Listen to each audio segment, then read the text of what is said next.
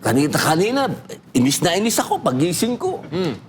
May impeachment na naman. Ano ba itong kalokohan na to? Meron pa silang papiyapiyatos na hawak doon. Alam nyo, mga kababayan, sa totoo lang po, patawarin ako nitong mga kaibigan natin na ito. Hindi ba kayo nahihiyaan ang ginagawa ninyo?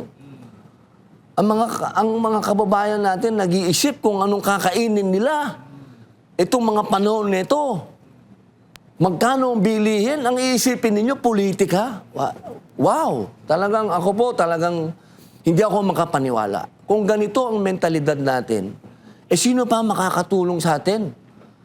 Isipin ninyo, ang ini-issue natin sa Vice President natin, piatos! Naiintindihan nyo ba yun? Na sa confidential ho kasi, inuulit ko, dati po tayo sa intelligence. Hindi naman gumagamit ng totoong pangalan dyan, boss. Yes. Paano ko naman gagamit ng totoong pangalan niya? Give away mo na kung sino yung asset mo. Eh di nilaglag mo, sinunod mo. Nilaglag mo na. Sunog na. naman yun. Pambihira talaga. Alam nyo, sa totoo lang po, ako'y nalulungkot.